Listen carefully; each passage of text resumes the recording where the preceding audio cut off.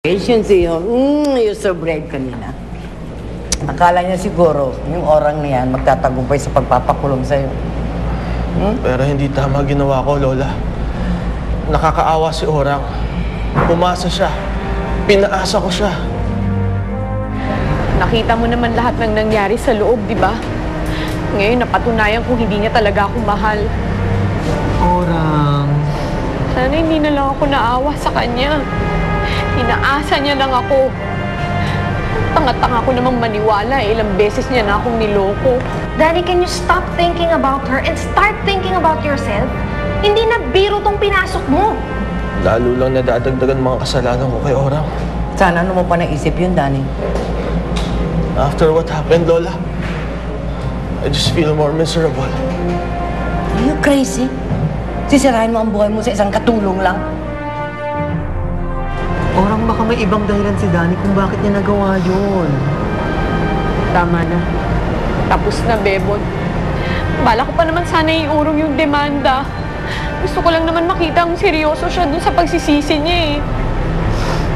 Wala ngayon. Hindi na ako magpapadala sa kanya. Wala na akong paniniwalaan sa mga sasabihin niya. Halika na, umuwi na tayo, Orang. Halika, pagkitingin na tayo ng mga tao. Bakit? Hanggang dito pa ba bawal magsalita? Pwes alam mo na kung saan ko makakaharap yung Danny niyo. Paparating ko sa kanya lahat ng gusto ko sabihin. Di ba ngayon yung unang pag-aharap ni Orang tsaka ni Sir Danny sa hukuman?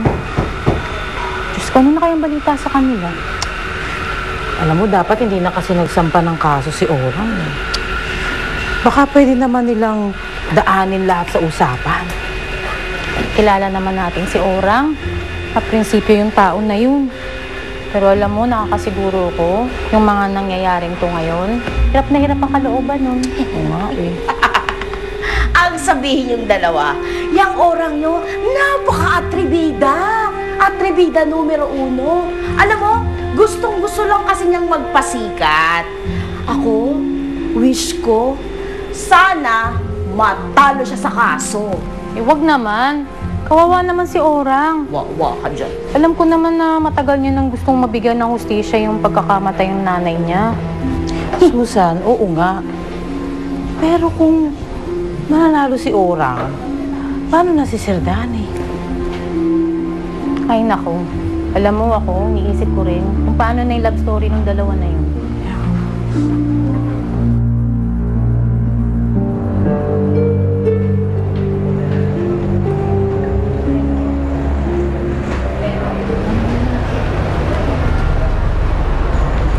Orang, Bakit hindi ka tumupad sa usapan natin, Danny?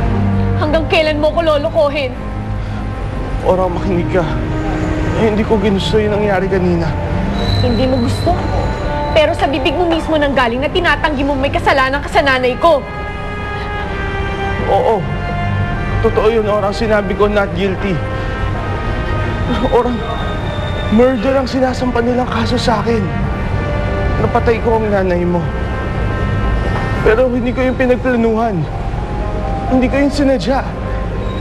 Ang dapat kong bayaran ay yung pag-aksidente kong pagbangga sa nanay mo. Sinungaling ka. Dinadaan mo na naman ako sa maganda mong salita. Hindi mo na ako maluloko, Danny. Ang makinig ka. Ayoko lumaban sa'yo. Pero nagsimula na ang laban. At hindi kita uurungan. Lalong hindi kita patatawarin sa ginawa mo. Orang,